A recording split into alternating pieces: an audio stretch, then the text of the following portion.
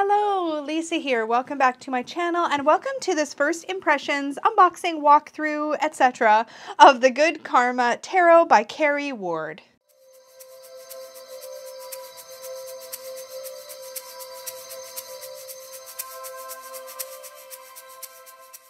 Now, credit definitely goes to the Supportive Tarot Facebook group and everybody there who tagged me or on Instagram tagged me or who messaged me about this deck, because a lot of you really thought this would be right up my alley. I have a feeling y'all are going to be right. So let's get into this. This is a mass market deck put out by, oh, who is it? Oh, it literally says oh. I guess that's the publishing company? I didn't really look into this at all. Oh, wellbeckpublishing.com. So a little bit about this. This is a really affordable mass market deck. It looks like it's going to be incredibly beginner friendly. It says that it is a beginner's guide to reading the cards. And on the back of the box, it says, ever feel as if you don't know which path to take, which decision to make, or what you really want in life? The Beginner's Guide to Using Tarot is specifically geared for personal guidance and self-development to help you understand your motivations, strengths, talents, and inner wisdom on your journey through life. Whether you're looking for a simple yes or no answer or want a more in-depth analysis of where you are right now or what lies ahead, the tarot offers hopeful and optimistic readings that bring good karma advice to all your decisions and actions. It says Carrie Ward is the first tarot columnist for Cosmopolitan. Okay, I did not know this. I'm going to try not to let that slant me. But as soon as I read that she's part of Cosmopolitan, I'm like, uh-oh. Uh-oh, is this deck not going to be for me? Is it going to be too fluffy? I guess we'll find out. I do like me some fluff, so we'll see. But it does say that she contributes to Soul and Spirit magazine, writes about tarot, fortune telling, astrology, predictions, and forecasts, and all manner of the esoteric, weird, and wonderful. So let's get into this. So it comes in a nice, like, sturdy box, and the guidebook. Hello? Come out, please. Come out.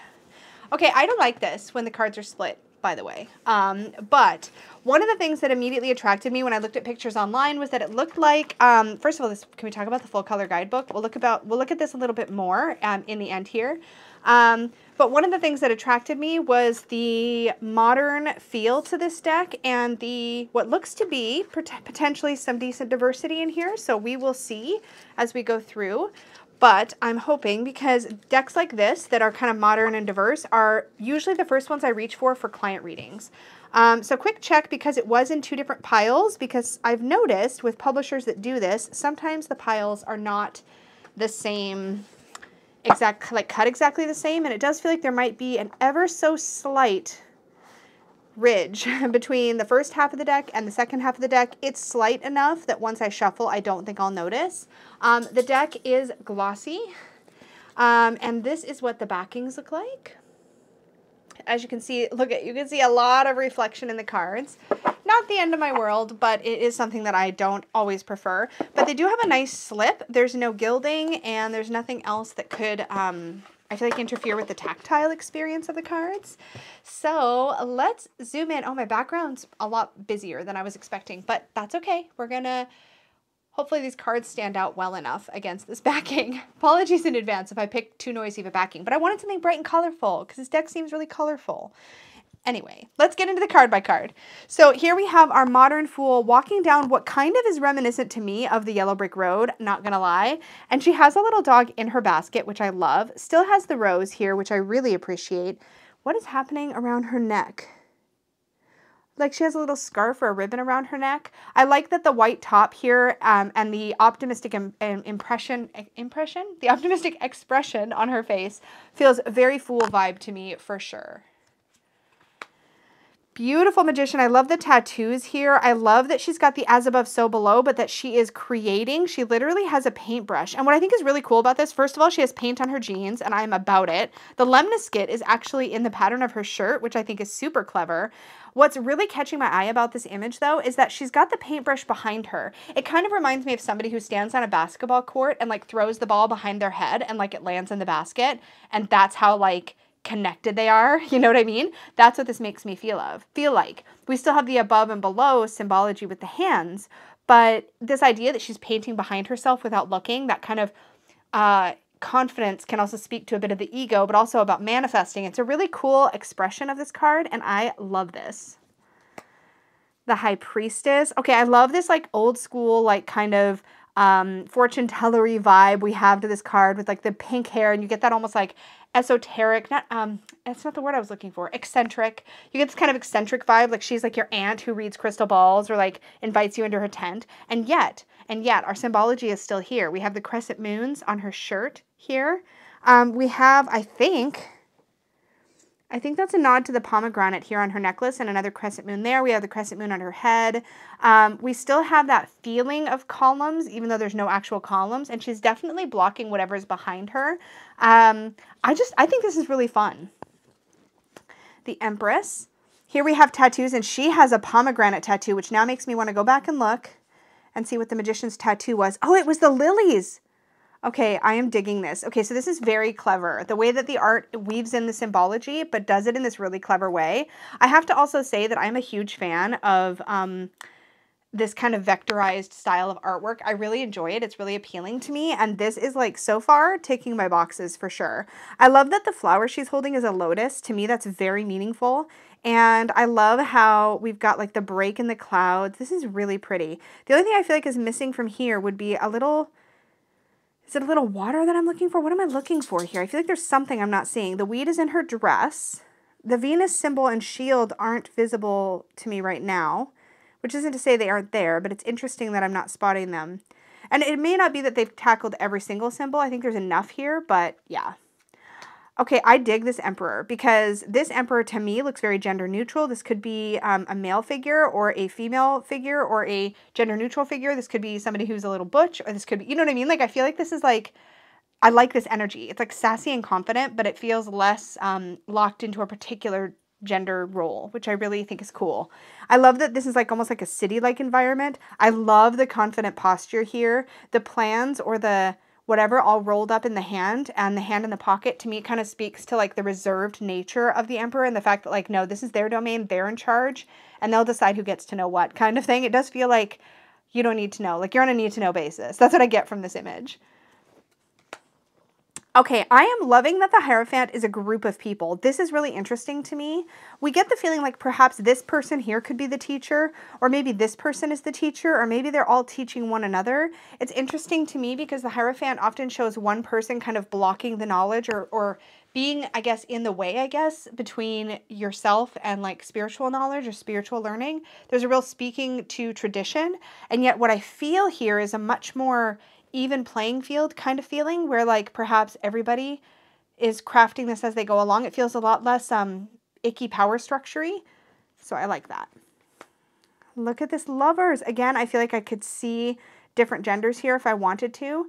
It could be a man and a woman here. We could see it that way, but I could also see this as like a masculine woman here and a woman here.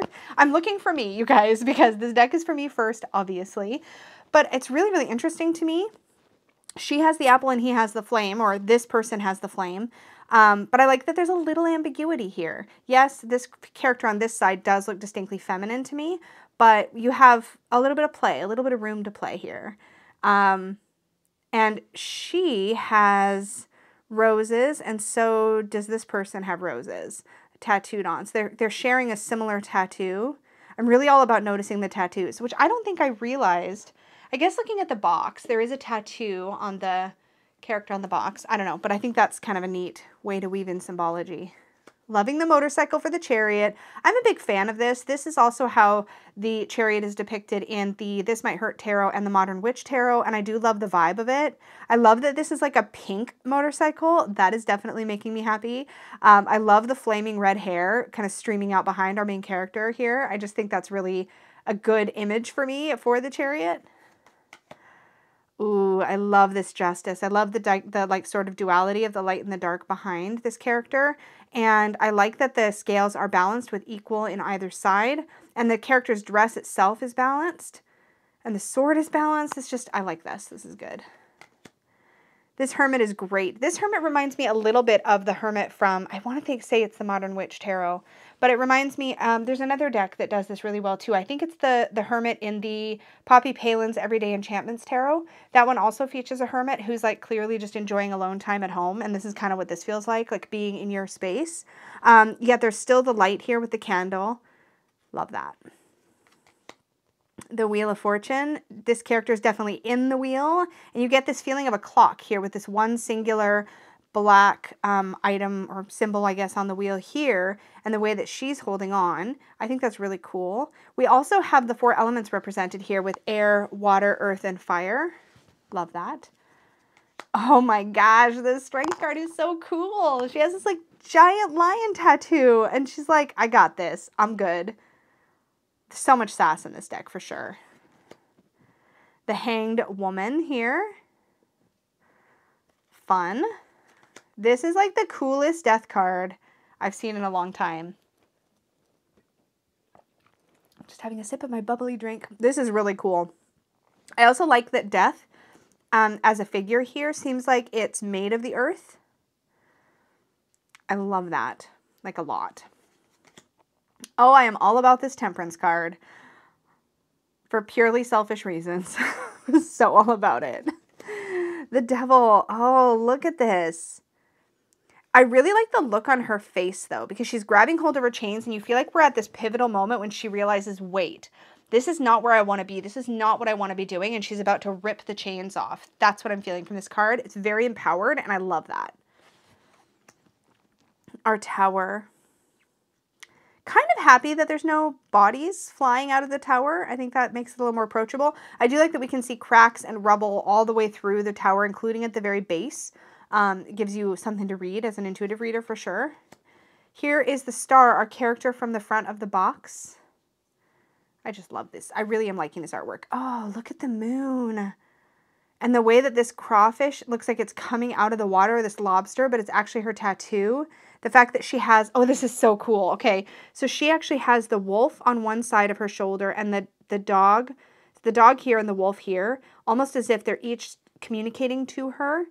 It gives you that kind of feel of like angel and devil on your shoulder kind of thing. You get this idea of like trying to center and really find what is true. Like, what is the domestic part of myself saying to me right now, and what is the wild part of myself saying? I actually think this is a really potent moon card and a take on it that I've never seen before, which really excites me. This is why I love doing walkthroughs and deck reviews, because I feel like I get this opportunity to see new things in the cards and new ways of looking at the cards, and I freaking love it. I can't get enough. It's awesome. I love that. The sun, I'm digging the fact that it's just a bright, shining sun shining on a garden. That's all I could ever want. Judgment, she's clearly hearing the call here. I will say I'm feeling a lot of female or more feminine energy throughout the deck. Where there's more masculine energy, it does seem more gender neutral. I haven't seen some real like boy energy yet, you know, and I'm kind of looking for that. The World. All the symbols that we need, I feel like, are really here. But I also like that she looks like almost like she's having a little toast. Like, oh, I think I'm smacking the microphone with my necklace here. Hold on. Slight adjustment. It almost looks like she's got a glass of champagne or something. Love that. And we're into the wand suit. Oh, I didn't really talk about the thickness of the cardstock. We'll talk about it more at the end, I guess, but it feels decent. Like it feels like it'll shuffle nice. It's not so thin that it's obnoxious, you know? Okay, so our Ace of Wands, love that. Love the painted nails. Two of Wands. I'm really digging this artwork. The Three of Wands. Okay, that sweater is giving me like 90s vibes. Is that like a 90s sweater? Am I making that up? Somebody who has seen this sweater or worn this sweater before, comment below, because I feel like I saw this sweater in high school. Like, for reals. Like, what? But anyways, that aside, this is all I need in a Three of Wands card. Now, some of you might be looking for a ship here. This could be something about her outfit being a nod to that sort of ship thing. I'm not 100% sure what the intention is there, but I don't need a lot in my Three of Wands cards. I want the sense that somebody's they've begun something, or they're about to begin something, this feeling of like beginning. That's what I'm really looking for, specifically in my Three of Wands, because I feel like in the two, we've done our planning, right, and what's possible, and in the three, we're like, okay, let's take those steps forward and actually make something out of this. In the four, we're celebrating, we're dancing. I love this. I love that they're sort of weaving this cord around these four wands as if they're like sort of binding up the structure and celebrating that step. I love that. Five of Wands, we can tell that they are not on the same page. Six of Wands. Again here, I'm really liking this sense of, I feel like one thing that that's really kind of stood out to me about this deck so far is that cards where we would normally see somebody, I guess, being above another person or being in a position of power over another person, I feel like that's been equalized a bit here in this deck.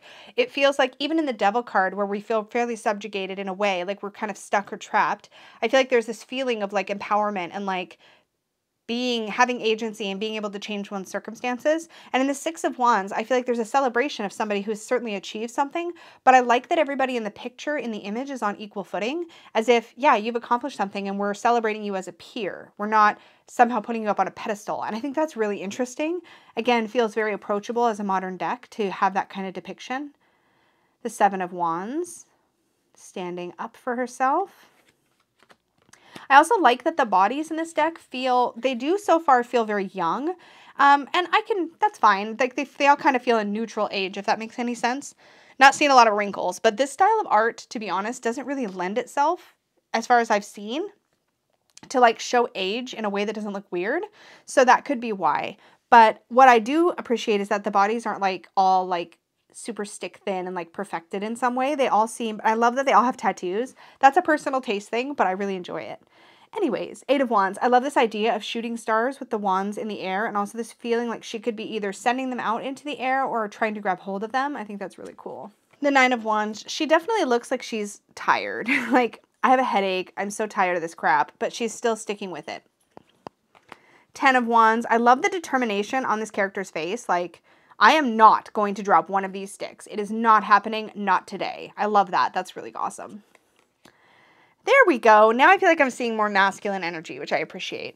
The Page of Wands. I love this. Definitely adventuring in the kitchen is such a great representation of the Page of Wands, like being open to try new things. Clearly it's not going perfectly, but it's fine. They're there for the adventure. Our Knight of Wands. Looks like he's setting off to do some hiking, which is awesome.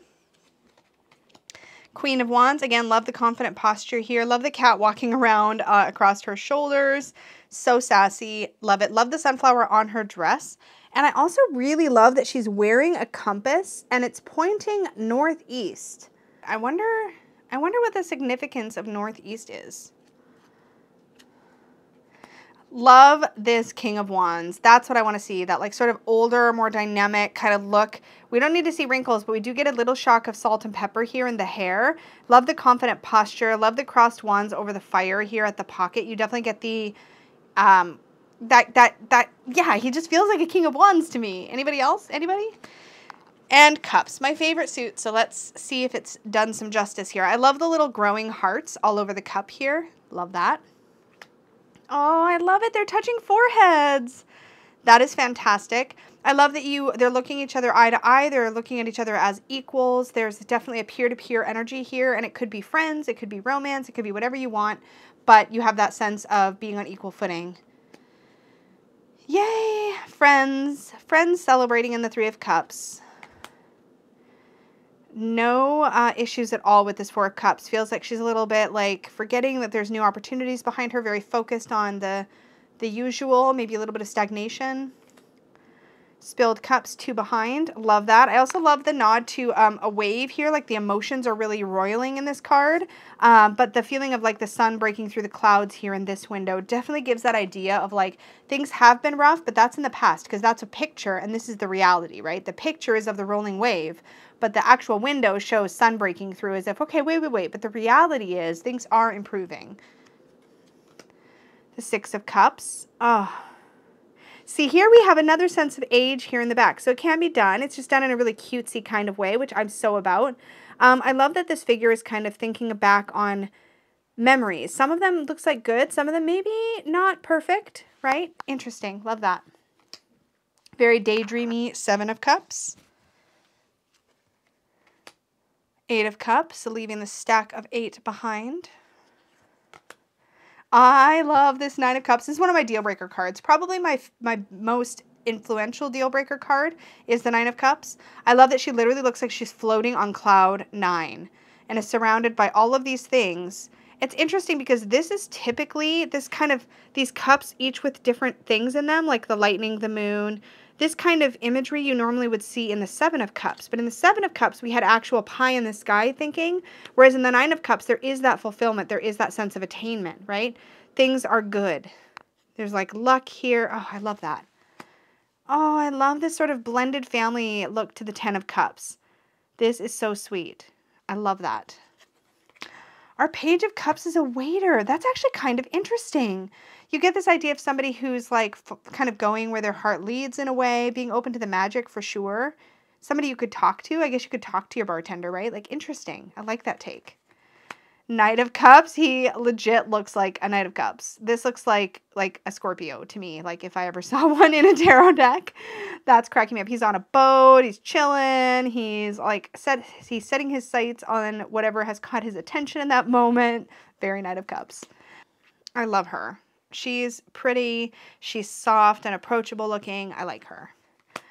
I wish this King of Cups looked a little bit more mature, like a little bit older, but he does look approachable. He kind of looks like the fun dad, which is kind of how I typically see the King of Cups, right? He's like the fun dad, the approachable dad, the one who plays with his kids, you know?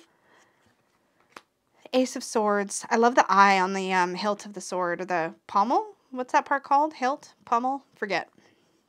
I forget. Love the crossroads in the Two of Swords. That's great. I love the Three of Swords here. I'm just going to say I love them all because clearly I do. The Four of Swords. I like the meditation idea. I wish she wasn't in full lotus, but that is a yoga teacher beef because that pose is not physically attainable to every person and I have feels about it. But that is like a total like nerdy ex-yoga teacher kind of moment for me, for sure. The Five of Swords. Ooh, it's interesting to me that we don't really see who was hurt in this process. Normally in the Five of Swords, we see somebody who has like won, but you also get this sort of something like a person in the back, or you get this idea of somebody else has maybe lost or been hurt in this process. So it's a little bit confronting in that way. I do feel like that's kind of missing here. The Six of Swords. Moving on, but bringing them with you. So there's definitely the sense of baggage in this card. That is something I look for in the depiction of the Six of Swords, is what's happening with the swords. Are they being left behind or are they coming along as baggage? Seven of Swords. This is great. Clearly some thievery happening. The Eight of Swords. She's literally in the process of slicing herself free, which I adore. The Nine of Swords with the anxiety and the worry. Ten of Swords is kind of badass. This looks to me like somebody who has like been seriously screwed over and has got a bit of that devil may care attitude as a result. Almost like they're wearing their wounds with pride. And this can be both an empowering card, but it could also be are you over-identifying with your wounds here? Are you being dramatic? Like what's happening? So I feel like it really speaks to the meaning of the Ten of Swords without the blood and gore, which I like, I appreciate. The Page of Swords looking like they're like writing something creative. They're in their creative space. I love this sort of like swirling behind them. They're thinking, they're considering. I love that. Knight of Swords, literally ready to fight, ready to duke it out. He's got his sword on his forearm here. Queen of Swords is going to take no crap from no one. Love the sass. Oh, I like the King of Swords. I like that hair and I like the clouds all over the shirt. Kind of makes me wonder actually, was the King of Cups wore his heart on his shirt. What about the King of Wands? Now I'm curious. He's got his fire on his shirt. Okay, so it is a theme for sure. Love that. Super fun. Ace of Coins, and it's a coin purse with a coin going into it. Brilliant. I love that. I also love that this shape on the front does look a little bit like a scale in a way, with like a big, like there's a big flower up top and then two smaller ones to the side. Just an interesting thing I'm noticing. Oh my gosh, this is great. This is a great Two of Coins moment. Like she's like kind of spinning the plates on the wheels, but she's also got a dog. And if you've ever walked a dog on a leash, you have had this experience at least one time in your life where like the dog has managed to wrap itself around you and now you got to figure out how to untangle yourself while not tripping and falling. And so she's got that moment. She doesn't want to, she's obviously happy. The dog's thrilled with himself and she's got to figure out how to figure this out so that she can untangle herself and not, you know, fall down. Very evocative of like a real world experience that I think a lot of us can relate to, metaphorically and otherwise, right? Love the planning in the Three of Coins. Love that they're all taking an equal part and having sort of, they're collaborating, which I love, love, love, love. 4 of coins, you definitely get the feeling of clinging a little too tightly perhaps to security. 5 of coins.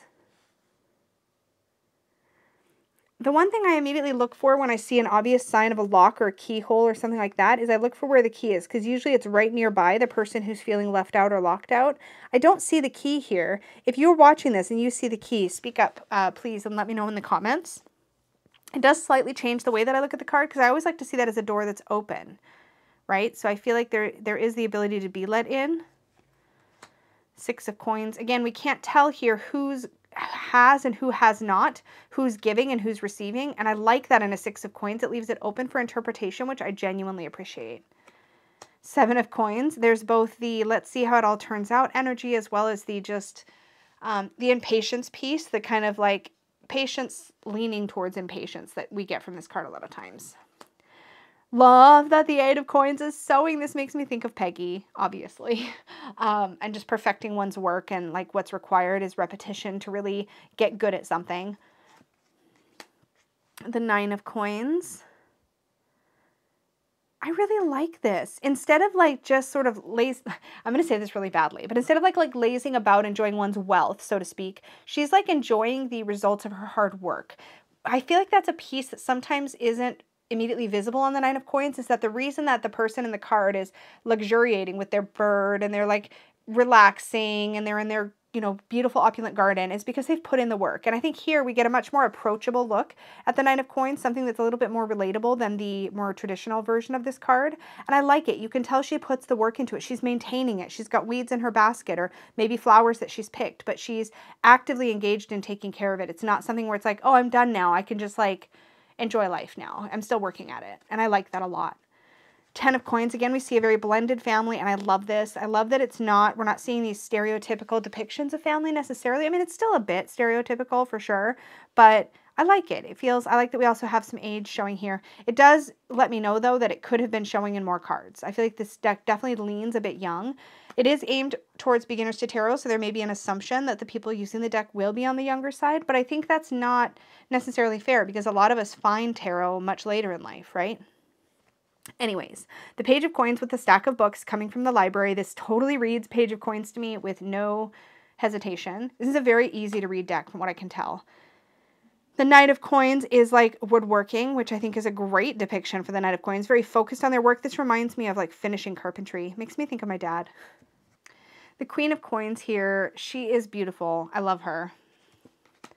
The King of Coins. Again, my only real issue here is that he looks really young. I do like that he is wearing the gold. He's wearing a nice suit. You definitely get the feeling like he has really attained well. He's done well in life. He's got the grapes behind him, which is another sort of, you get the feeling of him being at a winery or something like that. You get the feeling of opulence and luxury and this feeling like he's earned his place. And I think that's really, really great. I just wish that he was showing more age, because I really like seeing more older kings and really queens as well. But this totally works for the King of Coins. Alrighty, so let's get zoomed out. I think what I'm going to do, we're going to give it a shuffle, and then I think I'm going to do a 3-card general. Let's just call it day ahead or week ahead, whatever resonates with you. We're going to do a reading for the collective with this deck and just see what happens. I'm going to read it intuitively. I'm going to kind of integrate. I was thinking about this earlier today when I was thinking about the fact that I haven't done a tarot by the book in a while, and I realized I could just integrate that into my walkthroughs. So that's what we're going to do. I'm going to give this a good shuffle. We're going to pull 3 cards. I'm going to read them intuitively, just first try reading with this deck. And then we're going to use the guidebook and compare notes against what the guidebook has to say. I do find this cardstock just a bit clumpy and floppy. There's just something about it. This could be where the fact that not all the cards were cut necessarily to be perfectly the same. Yeah, there is definitely a slight choppiness to the finished edge, and I do think that's because the 2 halves of the deck weren't 100% the same size. It is one of the reasons why I am not a fan of deck boxes that split, because I feel like then each half of the deck may get printed on a different machine, and there is always tolerances for things like that. So now we have almost as if, to a very slight degree, as if I had trimmed this deck myself, and there's just the slightest bit of not perfection among the cards. Do you know what I mean? Like when you scissor cut, for example, there's a slight lack of smoothness, and I'm getting just not as bad as like if I had a scissor trimmed a deck, but it's definitely something I can feel, and it's affecting the shuffle, which is annoying. I'd rather things just come together, one deck, because I think that's what's contributing to the clumping. Okay, so enough whining about the card stock. Let's do a 3-card energy obstacle advice. So if you would like this reading, if you want to focus on a message for you, just concentrate on your week or day ahead, whatever feels right to you, and we'll apply these messages, or you'll apply these messages to yourself. So energy, we have death, of course. Obstacle, we have the 4 of Swords. Now, if you've never watched one of my Tarot by the Books, this card, we're going to read it as if it was reversed. So if there's a reversed meaning in the guidebook, that's how we're going to read it. But we're going to see how the 4 of Swords presents an obstacle. And advice, we have Judgment. Okay. So intuitively speaking, just taking a look at these cards, I feel like death is about letting something go that has stagnated, that has passed, that is no longer serving us. I think the half here of her is the part of herself that's no longer being served by something. So I feel like in this case, the energy of the day ahead or week ahead for the collective, for those that really need to hear this message, is that there's something we're clinging too tightly to, something we know is no longer serving us, a habit, something, a physical object, something like that, that we need to let go of, that we're just kind of, maybe it's hard to let go of, maybe it's already gone and we're just struggling to come to terms with the fact that it's gone. Could be a way of looking at things, could be a perspective, that sort of thing. But the collective in general, those who need to hear it, are dealing with it a little bit of a difficult time kind of letting go, right? That's what I get from the Death card. When we look at the obstacle, sort of what's in the way in the coming day or week, we have the 4 of Swords presenting our obstacle. And the 4 of Swords is a card about stepping away from the fray, like getting a break, right? And I feel like here she's really trying to kind of get into her zen and like meditate and like get out of the tumultuous feeling or energy. And there's nothing wrong with that unless we stay here too long and we're using it as a form of avoidance. And so that's what I think could be presenting an obstacle for some of us, particularly those of us who are trying to let go of something. It's almost like some part of us doesn't want to really let go because then we will have to face something uncomfortable, and we're trying to avoid that. We're procrastinating a bit. And finally, the advice is Judgment. And this could not be more apt for this particular 3-card reading, because Judgment is all about hearing the call to step into a new paradigm, a new way of living, a new way of moving through the world, a new way of looking at life, a new way of thinking, that sort of thing. And so I feel like Judgment here is like, okay, heed the call. Like, it's your advice is to let go, to shed what needs to be shed, and to confidently step forward into the new. So if you find yourself on one of these precipices of like letting go and moving forward, the firm advice here is to move forward. That's how I'd read this deck intuitively. And that came very easily. I feel like, let me just zoom in on the 3 cards so you can see them a little better if you want to pause and take them in a little bit more thoroughly. But I feel like that came very well from an intuitive standpoint. I think the imagery is clear and very easy to understand, and it really makes you think in a way that I appreciate. So I think this is going to be a very beginner-friendly deck in that way. Now let's kind of move this reading over to the side, and let's take a look at the guidebook. And what we'll do is we'll actually read these 3 cards after we take a quick look at how the guidebook's laid out, and we'll see what the guidebook had to say. So first of all, it is in full color. And we start here with a table of contents. We have an introduction, and then it goes Major Arcana, Minor Arcana, a little bit about working with the deck. So it looks like we get right into it. There's a bit here about history of tarot and structure of the book. Talks about what tarot can do for you. There's also something here about debunking myths, which I love. Yay.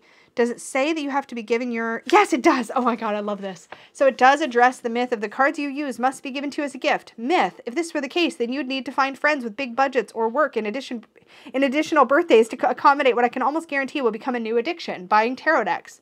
Wow. Okay, well, way to call us out, book. You can tell this has a very modern feel, which is awesome. Some tips about getting started, and then we get into the Major Arcana. So let's take a look at the Death card, because that was our energy for our read here, and see what it has to say. We have 2 majors and a minor arcana in this reading. Really love this Temperance card.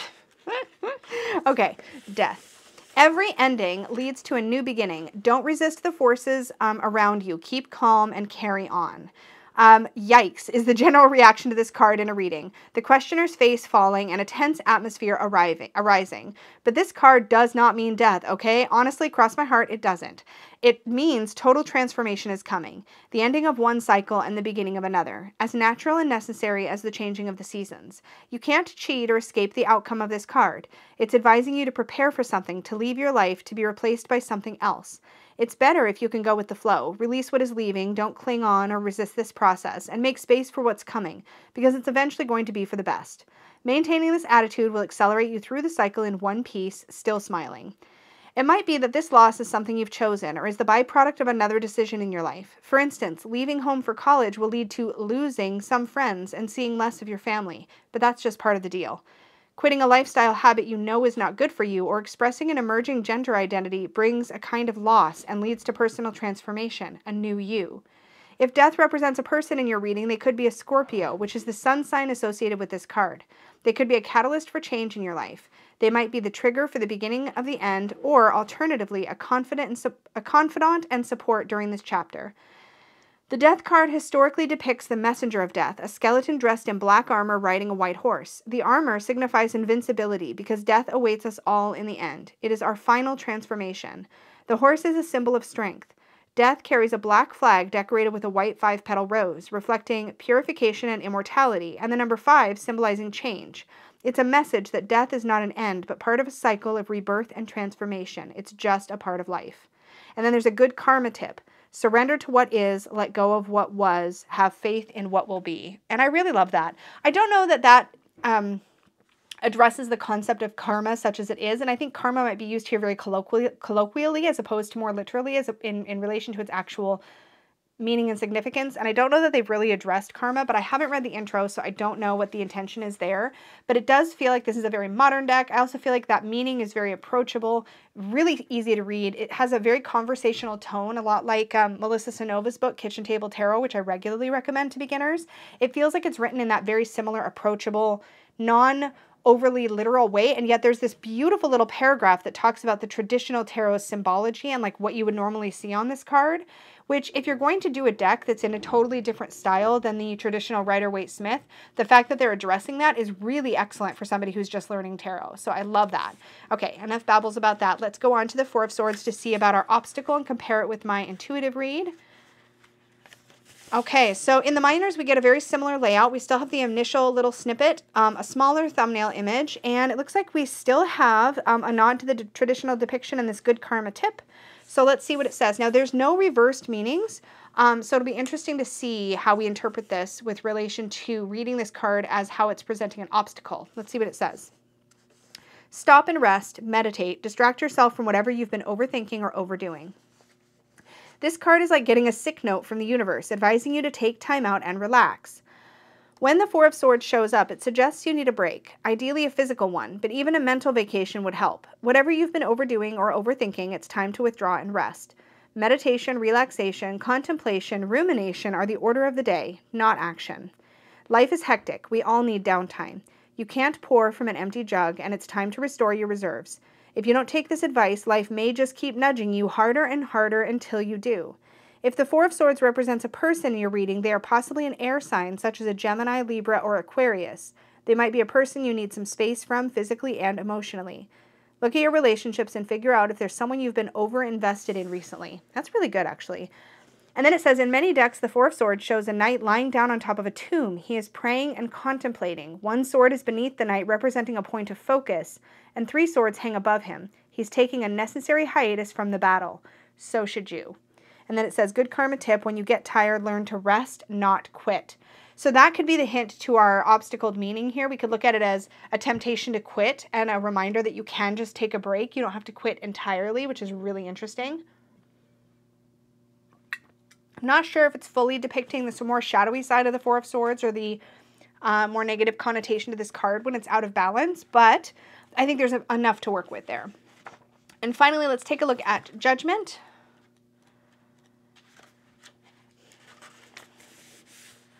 Be honest with yourself about who you are and what you want. A new chapter is beginning. Meet your higher self and follow them. My favorite card. This is the universe's wake-up call, arriving to help you accept, process, and atone for what has gone before, preparing you to turn the page and begin to write a new chapter, older and wiser and more appreciative of your second chances in life. We often reach a point when we need to draw a line and process the past before consciously moving on with a new plan, outlook, and set of priorities. Experience makes us wiser, scars and all, so appreciate your hardships and life lessons. They've brought you to this very spot. There aren't many rituals in our lives that encourage us to reflect on our path and make resolutions for the next new phase, New Year's Eve aside. When judgment appears, it's asking you to do just that. Look yourself square in the eye and be realistic and truthful about what you see, who you are, what you've done, and what you want. Stop comparing yourself to others and stop glossing over your flaws or downplaying your strengths. It's time to recognize your unique character and talents and forge ahead to find your place in the world.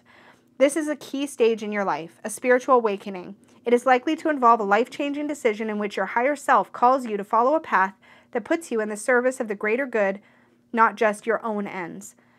You will be taking your rightful place in the universe. If judgment represents a person in your reading, then they might be a Scorpio, because both they and this card are ruled by Pluto, the planet governing endings and beginnings. Maybe they represent the situation you're leaving behind. Perhaps they are your future. Or they may be a catalyst for review and renewal in your life. Historically, the Judgment card shows people rising from their graves, gazing up at the sky where Archangel Gabriel, the messenger of God, blows his trumpet. The people are waiting for his word to discover if they will be accepted into heaven. The good karma tip, beware of getting old too soon and smart too late. Oh, I love that. Okay, so I have to admit, I was a little concerned when I read that the creator was the tarot columnist for Cosmopolitan, but to be completely fair, I don't think I've ever read the tarot column in the Cosmopolitan magazine because I don't read Cosmopolitan magazine, and I haven't for a very, very, very, very, very, very, very, very long time. So I prejudged it a bit based on that merit. But I will say, I think this has got a lot of depth and good advice, and it seems pretty spot on. The creator of this deck seems knowledgeable about the meaning of tarot and has just put it in a very plain speak, easy to understand kind of language that I think is going to be really approachable for a lot of people. I have already whined at Peggy for a Peggy bag that I think would go good with this deck with this fun little like kiss prints all over it. I think this is super cute. That's what my deck is going to go in because there's no way I'm putting it back in this giant box where I have to split it into 2 piles. Stop doing this, publishers. Don't do this to us. It's problematic for multiple reasons, not the least of which is the fact that my 2 halves of the deck are just ever so slightly different from one another. And it's not a huge deal. Like, most people probably wouldn't even notice, but I notice because I work with a lot of tarot decks. In any case, let's give this a little fan out, see how it does, although it's nice and slippy and glossy, so it's going to fan like a dream, as I suspected. That, my friends, is the Good Karma Tarot. Thank you so, so much for hanging out with me for this, I guess what turned into kind of a deep dive and a tarot by the book all in one. I hope you enjoyed this walkthrough. If you did, please remember to click the like button and just do that if you enjoyed the video or you found value in it. And do subscribe if you're new here. And lastly, don't forget to click the notification bell so you're notified of all my future videos and live streams. Thank you so, so much, and may your magic always shine from the inside out. Bye, guys.